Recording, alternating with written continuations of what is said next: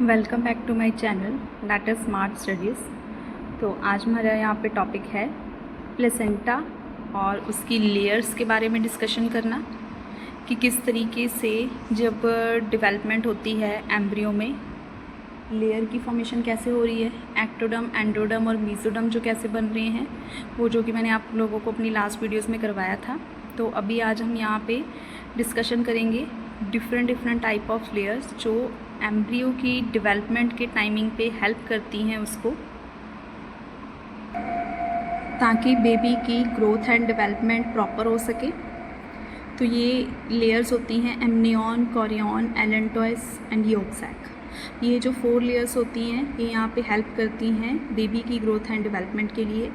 और प्लेसेंटा और umbilical cord का क्या वर्क होता है वो अब यहाँ पे मैं आप लोगों को इस वीडियो में सारा डिस्कशन करूँगी। ये आप लोगों को नज़र आ रहा होगा यहाँ पे, that is the female reproductive system. Centre part is the uterus जो कि इलास्टिक इन नेचर होता है, जिसके अंदर बेबी जो है अपनी 9 मंथ तक ग्रोथ एंड डेवलपमेंट करता है। ठीक है, 9 मंथ तक आपको बेबी दिख रहा होगा सेंटर में। तो ये यूट्रस के अंदर प्रेजेंट है बेबी। अब क्या है, हमारे पास यहाँ पे इम्प्लांटेशन भी होगी जो मैंने आपको अपनी लास्ट वीडियो में करवाया था। इम्प्लांटेशन के बाद जब अटैचमेंट होगी तो उसके बाद एंडोडर्म, एक्टोडर्म और मीजोडर्म, ये जो 3 लेयर्स हैं इनकी फॉर्मेशन होगी। और ये तीनों लेयर्स फर्दर जो है वो हेल्प करती हैं बेबी के ईच एंड एवरी पार्ट की फॉर्मेशन एंड उनकी डेवलपमेंट के लिए। और उससे पहले बेबी के अंदर यहाँ पे प्लेसेंटा और एम्बिलिकल कॉर्ड की फॉर्मेशन हो जाती है, क्योंकि जो प्लेसेंटा है वही बेबी को यहाँ पे हेल्प करेगा एक्सचेंज ऑफ मटेरियल के लिए, बेबी को मदर के साथ कनेक्शन प्रोवाइड करने के लिए। एम्बिलिकल कॉर्ड में जो प्लेसेंटा है उसके साथ एम्बिलिकल कॉर्ड अटैच हो जाती है, और वो जो एम्बिलिकल कॉर्ड है बेबी के अंदर हेल्प कर रही है एक्सचेंज ऑफ गैसेस, एक्सक्रीशन, फालतू के पार्टिकल्स को बाहर निकालने के लिए, ब्लड एक्सचेंज करने के लिए, गैसेस एक्सचेंज करने के लिए, वेस्ट प्रोडक्ट को रिमूव करने के लिए। तो ये सारा काम जो है वो हमारा एम्बिलिकल कॉर्ड और प्लेसेंटा के थ्रू हो रहा है। Here these are the placental wall that is, जो कि यहाँ पे विलीज की formation like finger like projection की तरह यहाँ पे हेल्प कर रही है। देखिए आप लोगों को ऐसा लग रहा है जैसे फिंगर्स बनी हुई हैं। तो these are known as the placental villi और कोरियनिक विलीज। इन्हें हम लोग और क्या बोलते हैं, कोरियनिक विलीज और प्लेसेंटल विलीज। अब इसके ऊपर जो है वहाँ पे डेसिडुआ वेसल्स प्रेजेंट हैं जो कि यहाँ पे इनके अटैचमेंट के लिए हेल्प करती हैं। अब इसके नीचे यहाँ पे देखिए सेंटर में आपको यहाँ पे ये बेबी दिखाई दे रहा है। इस बेबी के साथ यहाँ पे एक नाड़ दिखाई दे रही होगी, that is the umbilical cord. देखिए ये दिस वन, ये एम्बिलिकल कॉर्ड यहाँ पर प्लेसेंटा के साथ, ये देखिए प्लेसेंटा के साथ आपको इसकी अटैचमेंट दिखाई दे रही है एम्बिलिकल कॉर्ड की। तो ये बेबी के हर एक चीज़ के एक्सचेंज के लिए और उसकी ग्रोथ एंड डेवलपमेंट के लिए हेल्प करती है। That whole is a uterus, जिसके अंदर बेबी अपनी 9 मंथ तक ग्रोथ एंड डेवलपमेंट करेगा। अब इसके बाद यहाँ पर हम लोग इसकी डिफरेंट लेयर्स के बारे में बात करेंगे कि जो लेयर्स बेबी की ग्रोथ एंड डेवलपमेंट के लिए हेल्प करेंगी 9 मंथ तक। तो यहाँ पे सबसे पहले हम लोग यहाँ बात करते हैं यॉक सैक। आपको यहाँ पे दिखाई दे रही होगी यॉक सैक।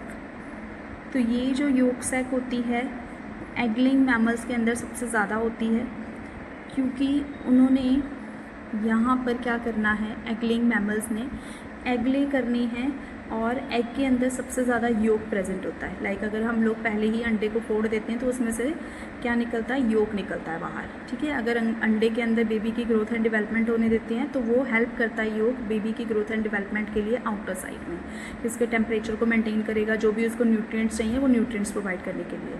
तो अंडे के योक के अंदर सबसे higher amount of protein present होते हैं, न्यूट्रिएंट्स प्रेजेंट होते हैं, इसलिए अंडे को लोग ज़्यादा खाते हैं। तो योक सैक जो है वो एगलिंग मैमल्स के अंदर सबसे ज़्यादा होता है, क्योंकि एग के अंदर योक सबसे ज़्यादा प्रेजेंट होता है, जबकि ह्यूमंस के अंदर योक्स जो होता है वो बहुत कम होता है। तो इसलिए ह्यूमंस के अंदर योक कम प्रेजेंट होता है। ठीक है, ना के बराबर होती है ये योक सैक वाली जो लेयर होती है। उसके बाद फिर है योग के बाद एलेंटॉइस वाली लेयर। योग के नीचे आप लोगों को एक लेयर दिखाई दे रही होगी, that is the allantois layer. ये वाली जो लेयर होती है एलेंटॉइस वाली लेयर, ये यहाँ पे एम्बिलिकल कॉर्ड के पास प्रेजेंट होती है, एलेंटॉइस वाली, जो कि प्रोटेक्शन के लिए हेल्प करती है यहाँ पे इसको। और ये मिल के बनी होती है, एलेंटॉइस वाली जो लेयर होती है वो एंडोडर्म के साथ मिल के बनी होती है, और ये हेल्प करती है यहाँ पे मीजोडर्म और एंडोडर्म, मतलब इनकी कॉम्पोजिशन जो होती है ना एलेंटॉइस की, वो मीजोडर्म और एंडोडर्म से बनती है। और ये सैक लाइक स्ट्रक्चर होती है जिसके अंदर गट, नियर एम्ब्रियो और योग के पास प्रेजेंट होते हैं। ये आपको दिखाई दे रही होगी यहाँ पे, बिल्कुल योग के पास योग सैक है, उसके पास में यहाँ पे एलेंटॉइस वाली लेयर प्रेजेंट है, तो उसके बिल्कुल पास में प्रेजेंट होती है ये वाली। ये स्मॉल होती है, नॉन फंक्शनल। ब्लड वेसल्स जो होती हैं उसके लिए इसका फंक्शन होता है, बस एक ही काम करती है ये, furnishing blood vessels to the placenta.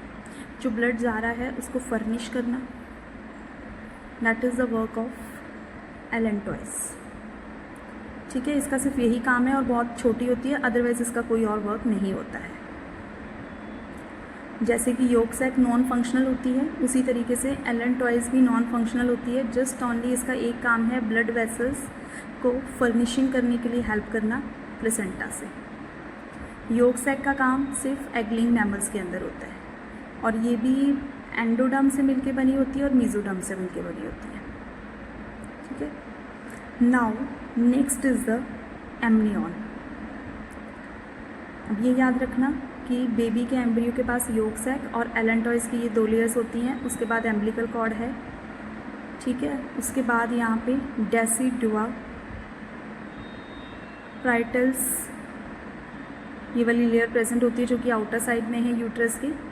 Now cavity of uterus और इनसाइड वाली डेसिडुआ कैविटी प्रेजेंट होती है। उसके देखिए अब बेबी के आउटर साइड में कोरियन वाली लेयर है, दिस वन, ये वाली, ये आपको 2 लेयर यहाँ पे दिखाई दे रही होंगी। This one is the Korean layer.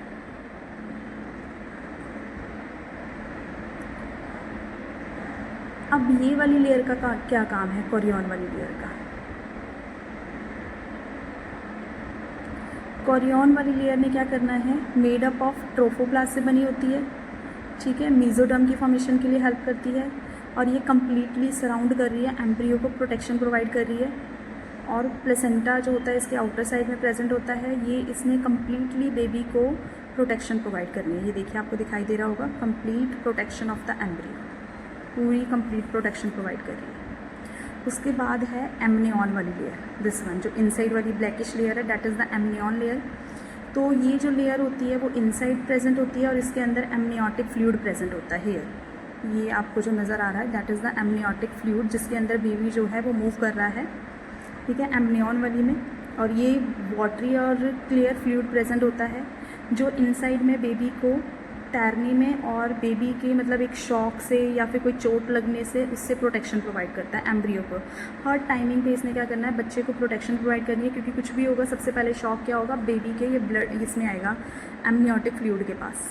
अगर बेबी के अंदर कोई प्रॉब्लम है वो भी एमनियोटिक फ्लूइड में ही फाइंड आउट हो जाती है। यहाँ से उसको इनटेक करके उस फ्लूइड के थ्रू हम फाइंड आउट कर सकते हैं बेबी के अंदर अगर कोई प्रॉब्लम है तो that is the amnion. Amnion layer inside वाली होती है, बेबी के बिल्कुल बाहर वाली लेयर होती है। कोरियन उसके बाहर वाली लेयर होती है, और योग और एलेंटॉइस यहाँ पे ऊपर होती हैं, एम्बिलिकल कॉर्ड के पास प्रेजेंट होती हैं। These are the extra layers जो कि बेबी को हेल्प करती हैं, प्रोटेक्शन प्रोवाइड कर रही हैं, एक्सचेंज ऑफ गैसेस के लिए हेल्प करती हैं, शॉक से एब्जॉर्बेंट के लिए हेल्प प्रोवाइड कर रही हैं, ब्लड वेसल्स की जो फॉर्मेशन के लिए हेल्प करती हैं। तो these layer are very important layer, जो लेयर बेबी की 9 मंथ तक हेल्प करेंगी ग्रोथ एंड डेवलपमेंट के लिए। That is all about a baby development, growth, placenta formation, umbilical cord and outer 4 layers of a baby। Embryo की outer जो uterus के inside में जो लेयर्स बनती हैं वो सारी लेयर्स हैं, जो कि एक्टोडर्म, एंडोडर्म और मीजोडर्म। उसके बाद ये सारी लेयर्स बनेंगी और हेल्प करेंगी यहाँ पे बेबी की ग्रोथ एंड डेवलपमेंट के लिए। प्रॉपर बेबी को न्यूट्रिएंट जाना चाहिए, हर एक चीज़, ब्लड जाना चाहिए, सारी चीज़ों के लिए ये हेल्प करती है यहाँ पे। That is all about a development of embryo. उसके बाद यहाँ पे देखिए ये वाला जो है दैट इज़ द प्लग और म्यूकस इन सर्विक्स, जो कि बेबी को 9 मंथ कंप्लीट होने तक रिलीज़ नहीं होगा। जब बेबी के 9 मंथ कंप्लीट हो जाएंगे उसके बाद ये ओपनिंग खुल जाती है और बेबी अपने बाहर आने के लिए कोशिश करता है। ये आपको मैं अपनी नेक्स्ट वीडियो में बताऊँगी कि किस तरीके से ये हार्मोन्स जो हैं वो हेल्प करते हैं और वर्क करते हैं यहाँ पे। तो मेरी वीडियोज़ को please like share and subscribe करिए और वॉच करिए, और इसी तरीके से मेरी वीडियोज़ को सब्सक्राइब करते रहिए। Thank you so much.